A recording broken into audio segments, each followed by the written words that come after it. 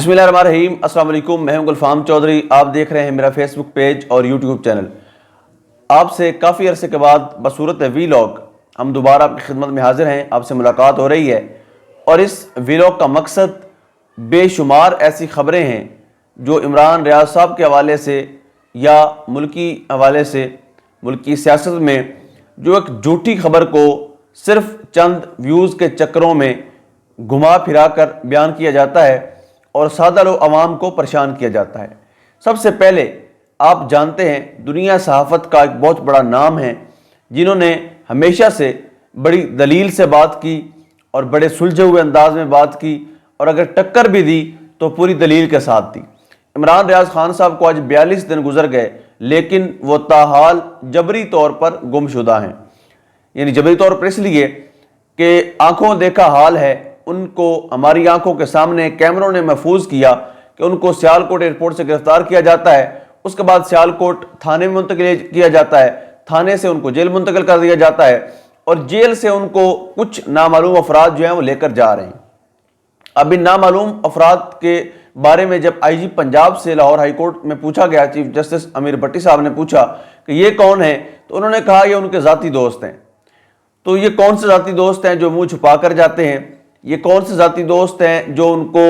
زبردستی گاڑی میں بٹھا رہے ہیں؟ اور اگر اتنے ہی محبت کرنے والے دوست تھے اور ان کو پروٹوکول دینے آئے تھے تو ان کو چاہیے تھا کہ اپنے دوست کو فرنٹ سیٹ پہ بٹھاتے اور خود پیچھے بیٹھتے۔ بہرصورت یہ کون ہے یہ آئی جی صاحب بھی بہتر جانتے ہیں، اور جتنے اس ملک کے ادارے ہیں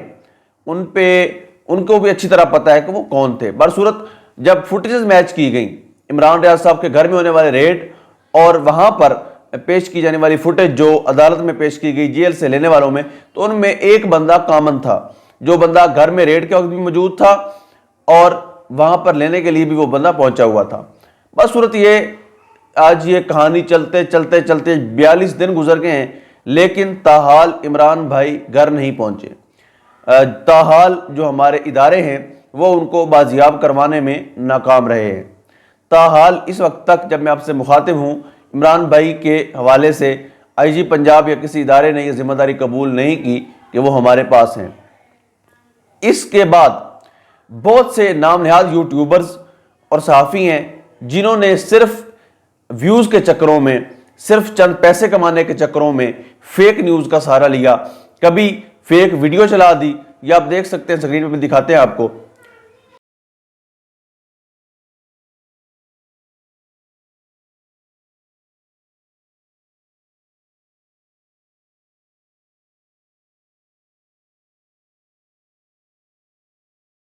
تو آپ نے دیکھا کہ یہ فیک ویڈیو ہے،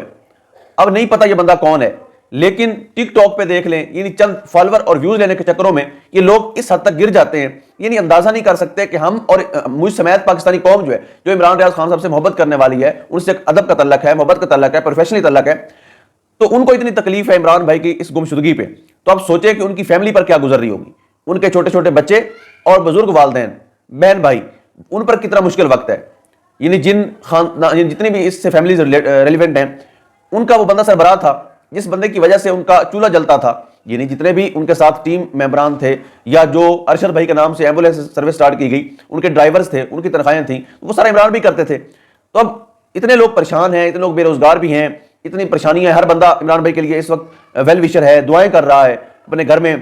خصوصی طور پر عبادت کے بعد دعائیں کی جاتی ہیں عمران بھائی کی خیر و عافیت کے لیے، صحت سلامتی کے لیے۔ ایسی صورتحال میں ایک ڈرونے قسم کے تھمبنیل بنانا اور فیک خبروں کو چلانا، یعنی کبھی خدا نخواستہ کہا گیا کہ وہ جو یونان جو جا رہے تھے اس کشتی میں تھے، اور شہباز گل صاحب جو ہے پاکستان تحریک انصاف سے، انہوں نے بٹھایا تھا،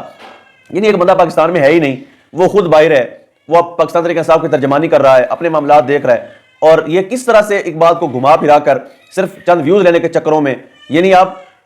کم از کم ایسے نہ کریں، کسی انسان کی زندگی موت کو آپ متنازع بنا دیں، کسی انسان جو پہلے اس کی فیملی پریشان ہے، دوست پریشان ہے، عزیز و اقارب پریشان ہیں، ان کے چاہنے والے پریشان ہیں، ایک ایسے وقت میں خدا کا واسطہ ہے ایسی فیک خبروں کو ہوا نہ دیں۔ عمران بھائی خیر و عافیت سے ہیں، ہمارے سورسز یہ کلیم کرتے ہیں کہ عمران ریاض صاحب جو ہیں وہ خیریت سے ہیں، بس ان کو کچھ وقت کے لیے خاموش رکھا گیا ہے، خاموش کروایا گیا ہے، ان کو ابھی بولنے کی اجازت نہیں دی جا رہی، کیونکہ اس وقت پاکستان کے حالات آپ کے سامنے ہیں۔ 9 مئی کے بعد پاکستان کے حالات ایک الگ جو ہے وہ رخ اختیار کر چکے ہیں۔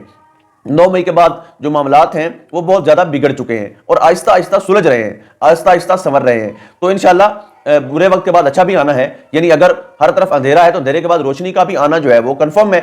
تو انشاءاللہ اللہ پاک کے کرم سے، آقا علیہ السلام کی عطا سے عمران ریاض خان صاحب خیریت سے ہیں اور وہ انشاءاللہ جلد ہمارے درمیان بھی ہوں گے. اسی طرح سے وہ اللہ کا بندہ جس طرح سے پہلے خدمت خلق میں مصروف رہتا تھا، خدمت خلق میں وہ ہمیشہ سے دلچسپی رکھتے تھے، اسی کو عبادت سمجھتے ہیں، اسی میں ان کا سکون ہے. اور ان کے ساتھ جو لاکھوں کروڑوں لوگوں کی دعائیں ہیں،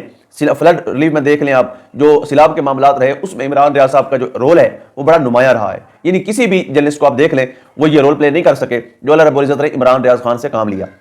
اب ان کی بے شمار دعائیں ان لوگوں کی جن کو گھر فراہم کیے، جن کو کھانا فراہم کیا، جن کو وہاں پر راشن پہنچاتے رہے، کیمپ پہنچاتے رہے، یعنی ان کے مشکل وقت میں جب قدرتی آفت آئی ہوئی تھی تو عمران ریاض ان کا سہارا بنے. آج ان سب کی دعائیں، آج ان سب کی نیک تمنائیں اور پوری قوم کی دعائیں جو ہیں وہ عمران بھائی کے ساتھ ہیں. اس کے علاوہ ہم ایک خبر شامل کر دیتے ہیں، پیپلز پارٹی نے اعزاز احسن لطیف کھوسہ کی بنیادی رکنیت جو ہے وہ معطل کر دی. یعنی آپ دیکھیں کہ وہ لوگ جو محترمہ بینظیر بھٹو، اس سے پہلے ذوالفقار علی بھٹو، یعنی تب سے ساتھ چلتے آ رہے تھے اور ہمارے مطابق جو پاکستان پیپلز پارٹی کے نظریاتی ورکر تھے، اگر ان کے ساتھ یہ سلوک ہو رہا ہے تو آپ سمجھ جائیے کہ پارٹی کس طرف جا رہی ہے. آپ سمجھ جائیے کہ پیپلز پارٹی صرف اپنے مفاد کے لیے، صرف اقتدار لینے کے لیے، یعنی دیکھیں انہوں نے کوئی غیر آئینی کام تو نہیں کیا. لطیف کھوسہ صاحب نے اگر عمران خان صاحب کا جو قتل کیس ان کے اوپر ڈالا جا رہا تھا ڈاکٹر عبدالرزاق کا، اگر وہ لیا ہے تو اس میں عبدالرزاق ایڈوکیٹ صاحب کا اس میں کیا حرج ہے؟ یعنی ایک پروفیشنل وکیل ہے، اس نے کیس لینا ہے، اس میں کوئی حرج نہیں ہے. لیکن انہوں نے وال آف شیم پہ پکچر بھی لگائی اور یہ بہت بری طرح رسم چلی ہے اور یہ رسم ہر دروازے تک جائے گی، ہر بند تک جائے گی. اگر آج کھوسہ صاحب ہیں تو کل کوئی اور بھی ہو سکتا ہے. پیپلز پارٹی اور نون لیگ میں بیٹھے بزرگ جنہوں نے ہمیشہ سے نواز شریف اور زرداری صاحب کی کرپشن کو پہ پردے ڈالے، ہمیشہ سے اس کرپشن کا، بددیانتی کا، خیانت کا دفاع کیا، وہ لوگ سوچیں کہ اگر کل کو آپ کے جو ان کے نظریات میں ان کے مفادات میں اگر نظریات سے اختلاف آپ کرتے ہیں یا مفادات میں رکاوٹ بنتے ہیں تو آپ کی پکچر بھی وال آف شیم پہ لگ سکتی ہے اور دیر نہیں لگے گی وال آف شیم پہ تصویر لگانے میں. جب پارٹی بلاول بھٹو کے پاس آ گئی تو بزرگوں کی جو ایک رسپیکٹ تھی وہ پارٹی سے ختم ہو چکی. یہ بہت بڑا لاس ہوگا پیپلز پارٹی کے لیے اگر اعزاز احسن اور لطیف کھوسہ اعلان اور واضح طور پر عمران خان صاحب کے ساتھ کھڑے ہو جاتے ہیں تو یہ بہت بڑا نقصان ہوگا پیپلز پارٹی کے لیے اور بہت بڑا پلس پوائنٹ ہوگا عمران خان صاحب کے لیے. ویسے بھی عمران خان صاحب نے ٹکٹ جو ہیں وہ وکلاء کو پیشکش کر دی ہے کہ اگر کوئی اور ٹکٹ لینے نہ آ سکا تو میں یہ ٹکٹس وکلاء کو دوں گا. برصورت اللہ پاک وطن عزیز کا حامی و ناصر ہو. پاکستان زندہ باد.